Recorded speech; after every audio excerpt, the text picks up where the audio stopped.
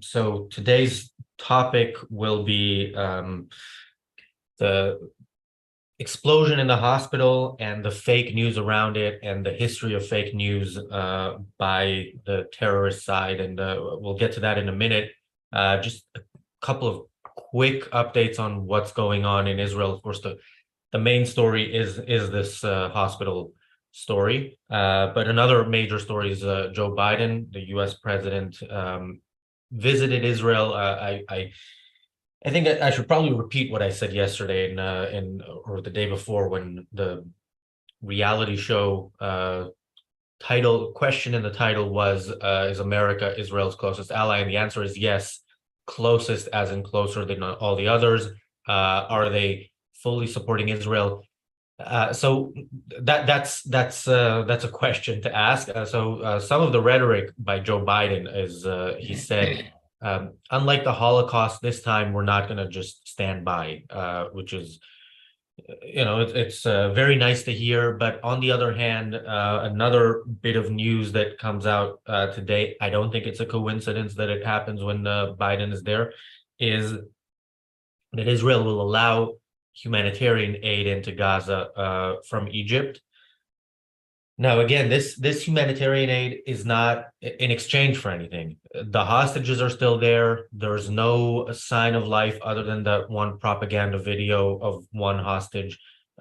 Israel isn't getting anything in return. There were some who were saying, we can send humanitarian aid in exchange for the hostages and otherwise starve them. And if the people, the so-called innocent civilians, are also starving, we'll have the innocent civilians stand up to Hamas and demand the release of the hostages.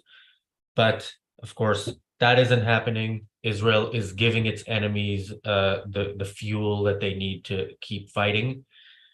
In the north, Hezbollah is doing what Hamas has been doing for years before the big attack on October 7th. They're doing those little bombings, little rockets fired here and there. I believe 6 Israelis have died so far. There have been injuries, and you hear a lot about Palestinians who have to evacuate their homes. You haven't heard of I don't know if it's nearly 100,000 or over 100,000 Israelis who have had to evacuate their homes, both from the Gaza Strip area. Everybody or almost everybody has left that area, and from the north, from a few kilometers from the border, Israelis are being told to leave because they expect that, again, all Israel is trying to do is to prevent stuff from happening from the north. And once they can't prevent something, whether it's a rocket or terrorist infiltration, then people will be at risk. So, when you have the option of fighting and knowing that if you fight fully, you're going to win, or running away, Israel is choosing the latter. All right. If that's not infuriating enough, we're going to get to today's topic. So yesterday there was an explosion in a hospital in the northern part of Gaza, the part where Israel has told Palestinians to evacuate. And immediately Hamas released a statement saying that Israel bombed that hospital, that 500 people died. This is misinformation on every level. Now, we don't know how many actually died, but we know that if 500 people die, it takes time to actually, put out the fire, count the bodies. But it didn't matter. The news outlets around the world reported this as fact because I guess they saw the atrocities on October 7th. They saw the videos of Hamas, holding people hostage, burning people alive, beheading babies, raping women, and thought these people are trustworthy, so much so that we're going to take them at their word for anything they say. And of course, the IDF, Israel made the mistake of taking their time and actually checking the facts before saying, no, actually, this is a rocket that failed at launch and fell on the hospital. And of course, Hamas hides their weapons in places like hospitals and schools because they know Israel doesn't bomb those places. And when one of the parts of one of their own rockets fell on it, there was a massive explosion and a huge fire. All right, Mark, I'm gonna go to you. I have more to say about this, but I can go on a rant here and yeah. Well, I don't know that I'm going to be any different. I'm blown away by the way events are turning. I mean, Iran predicted it. We predicted it here. There seems to be there seems to be a pattern to these conflicts. You know, there's often, if the brutality is savage enough, but it has to be super savage for the world community to acknowledge that Hamas or one of these terrorist organizations has done something awful. There's an outpouring of sympathy, but then once the victim begins to fight back in a way that shows self-esteem with intention to end the violence permanently, the world community starts to constrict and tighten and be afraid of what that looks like. And of course, the pathological societies that are these criminal organizations, these terrorist organizations, exploit that timidity in the face of extreme violence, and use it in a propaganda war to enhance and promote that very same activity. So once retaliation starts, it's whoa, slow down, don't do that, oh, don't do that.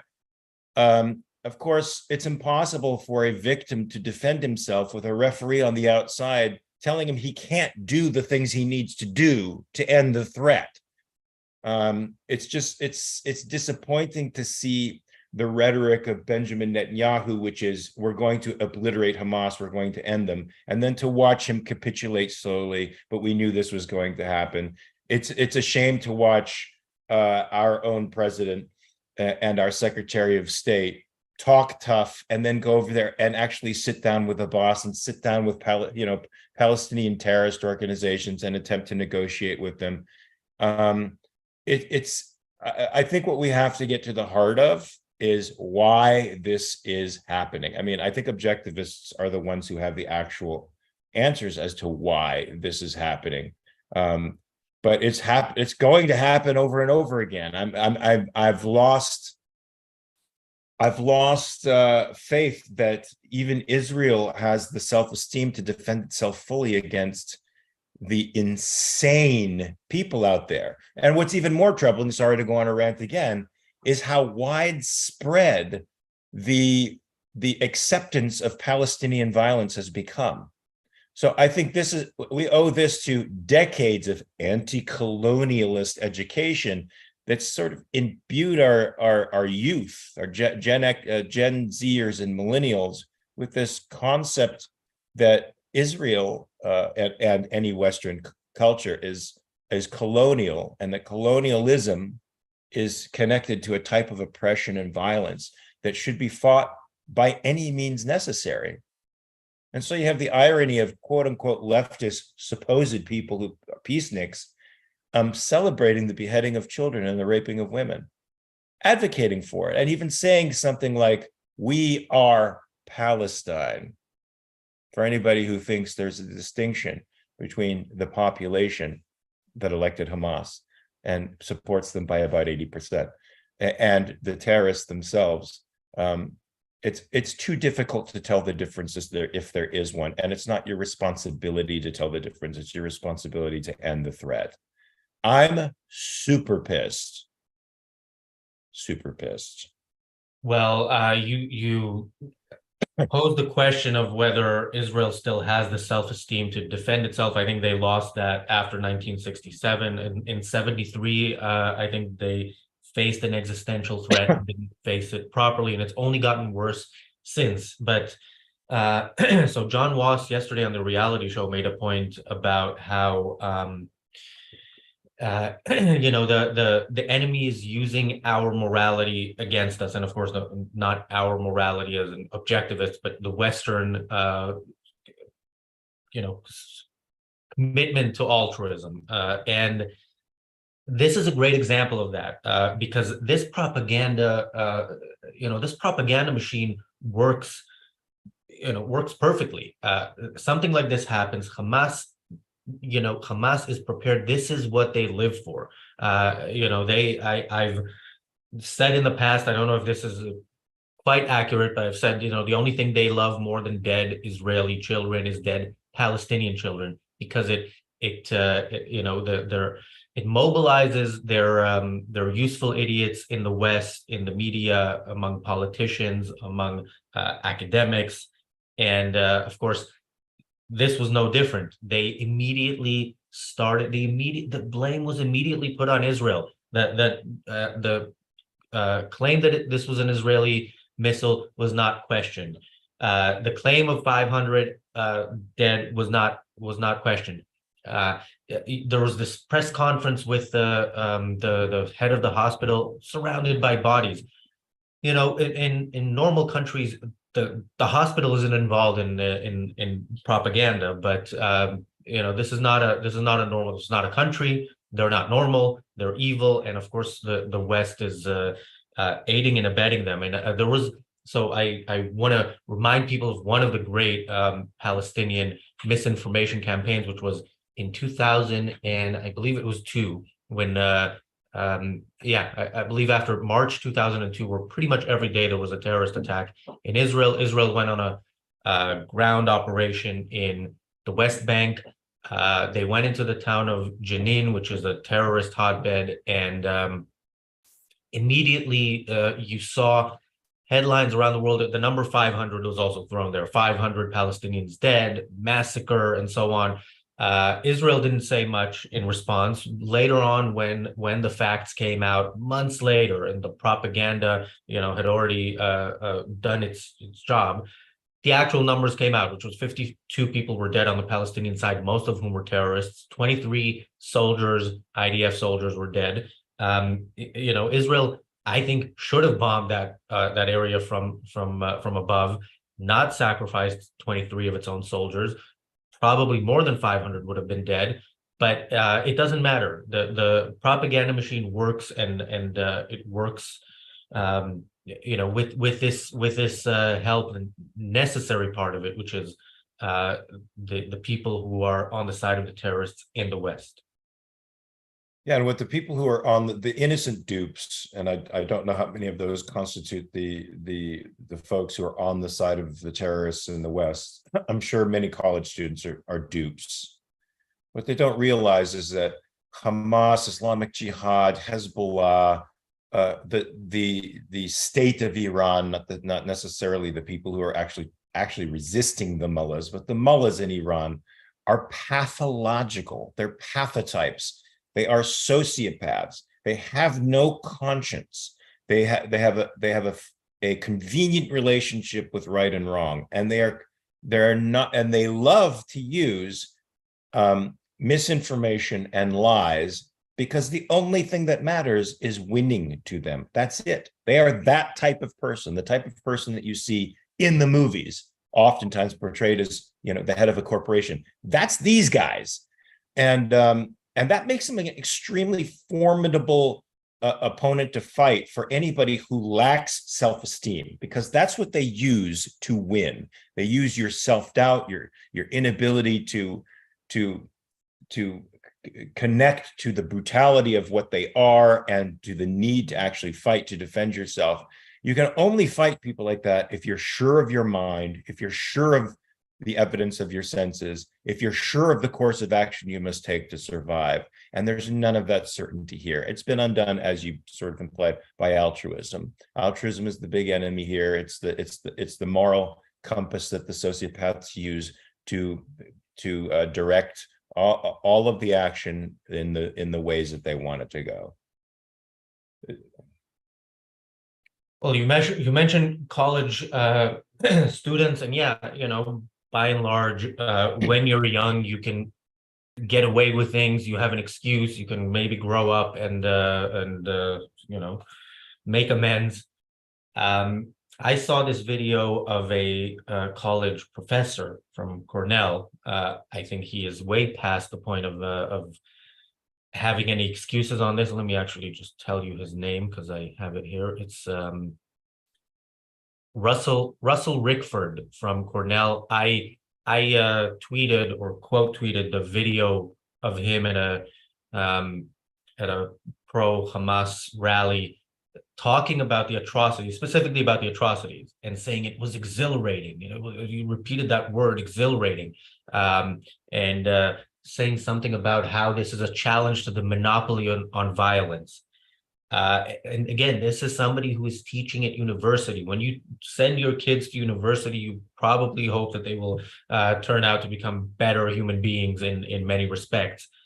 If they are going to classes with people like this, and he's not the only one, then that will not be the case. And again, this is what I say about the propaganda machine. It has so many different levels, and it's not some conspiracy because it's out there in the open.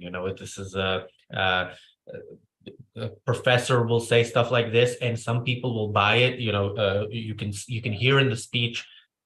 Some people are uncomfortable. It seems like some people are uncomfortable with what he's saying, but some people are applauding.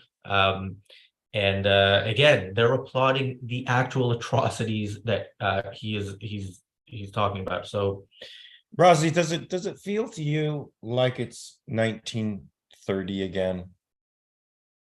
I really feel like we're in the ascendancy of a despicable type of collectivism that we've seen before. So to an extent, I would say it has felt like that before, because every time something happens in that region, you see those people coming out. But yeah, the fact that they're coming out in full force, and again, the fact that they're coming out with scenes that are out of the Holocaust, the stuff that happened is the kind of things that the Nazis did, and the Nazis didn't have Twitter to post it on, or Telegram, or wherever it's posted. But the fact that these people are laughing, they're bragging, they're celebrating what they're doing, and that you have hundreds of thousands of people going out on the streets.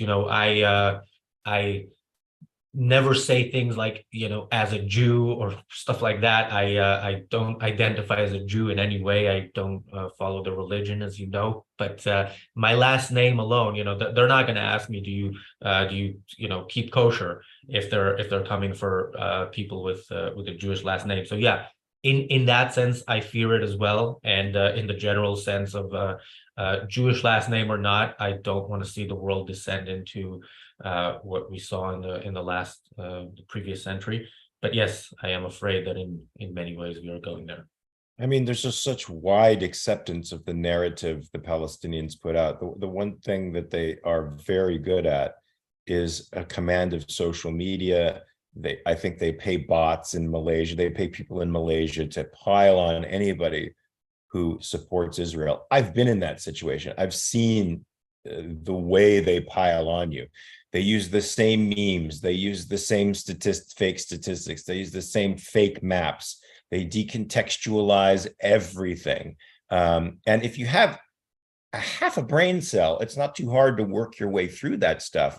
But most people are just, one, not interested in doing the work, and two, succumbing to the pressure of the mob, because they pile on you, and it makes you feel like there's a lot of people who believe something that you don't. You must be wrong. Again, a lack of self-confidence with respect to what's good, what isn't good, what's right, what's true, what isn't true. And it's really disturbing. I mean, because do you feel like this is this feels like a linchpin moment? I mean, if Israel does not take out Hamas, after the type of breach that happened, which is unprecedented, do you foresee a terrible type of domino effect in the Middle East? And certainly America, we have a carrier or two over there, but we're not going to do anything. I think this is a major step towards the end of Israel's existence if Israel doesn't set out 3 goals in this war and achieve them, which is the complete destruction of Hamas, the complete destruction of Hezbollah, and the removal of the Iranian regime. Those have to happen in this operation. Now, I guarantee you Israel isn't even thinking about doing anything against Iran, and that's part of the problem. And a point on social media. So earlier this month, you and I did an event together in San Diego for the local objectivist community. We were talking on the phone the next day.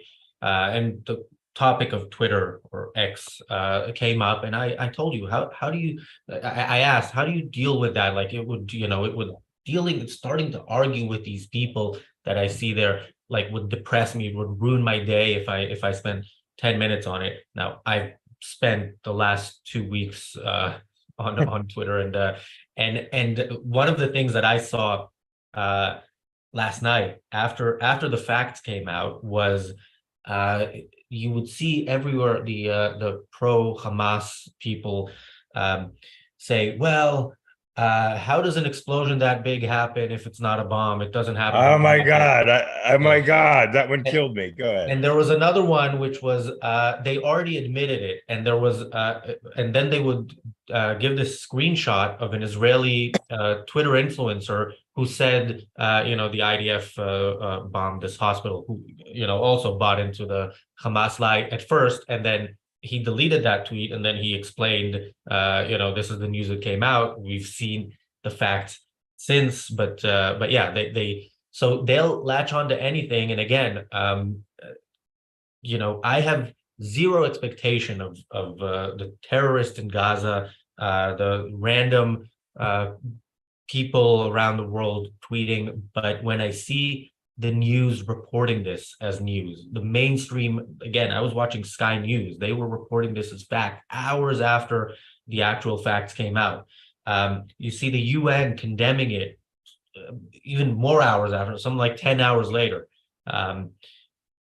Yeah, and by the way, there's still, I checked about an hour ago, Jeremy Corbyn's tweet condemning Israel for this is still up. I haven't checked Ilhan Omar, but I would take a wild guess to say that it is. And Talib, I mean, the whole squad is unified in repeating the same lies, and they understand that the more they repeat the lies, the more it becomes embedded in the culture, and it becomes like the truth, and it becomes harder to combat. So, I mean, that's just Machiavellian in the extreme. It's just evil. That's a pathotype right there. That's what a pathotype does. It's gaslighting in the extreme. Yeah, and by the way, it's an important topic to talk about. A few days ago, we talked about we had an episode, Israel's Enemy Within. We were talking about specifically B'Tselem, but in general, the which is an organization that works for, I would say, in a sense, is a mouthpiece for the terrorists, but is so-called human rights organization. We will have an episode, America's Enemy Within, hopefully tomorrow, but again, events could change our schedule, because I do want to talk about the fact that you do have even though a Democrat president is being as supportive to Israel as we can expect somebody today, not nearly as supportive as we'd like, but within his party there are people like Rashida Tlaib, like Ilhan Omar, and that alone is something scary. What's even worse about the Omar situation is she was elected by a large Muslim population, and a portion of that population in Dearborn had a massive rally for immediately following the murder of Jews. So I don't imagine that her constituency is going to make her pay for it if they're on her side ideologically. Yes. Now, a massive rally doesn't necessarily mean that, still most people are not in that rally. You would hope that she would be made to pay for it. I don't know, because again, like she has to be reelected every 2 years, right? How long has she been there? She's been there for quite a few years, so she has been reelected. And even when she was originally elected, there were tweets of hers from the past about Israel. So Look, the yeah. squad has an air of invincibility around it. It has an air of, being the young movers and shakers who are hip with social media, and they've garnered massive followings, and they are despicable human beings. Yeah. Anne says in the chat that Omar's post is still up. That's not a surprise at all. Yeah. Oh, that's another thing. You notice one of the advantages that a sociopath has, or these pathotypes have, is that they never apologize for what they've done. They never take back what they've done. And for some, I mean, that's just a terrible character flaw in my view, but for some people, that makes them that gives them an air of certainty, unshakable certainty that intimidates folks. It enrages me. It makes me really pissed, makes me more inclined to fight. But for some, it's intimidating. These Yeah, people. and it's really it's shocking when you think about how the human mind should work, and you should be able to look back. I remember years ago I was thinking about a tweet from like a year and a half earlier and thought that I misused the term free speech there, and I went back and deleted that tweet. Yeah, I would be surprised if these people ever delete the tweets accusing Israel of what we now know is was done by the Palestinian Islamic Jihad.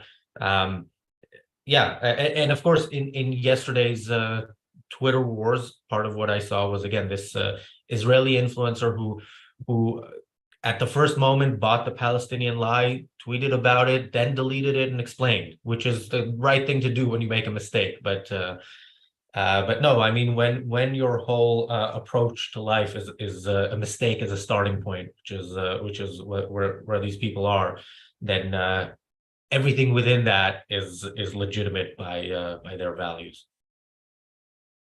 I mean, tough times, man.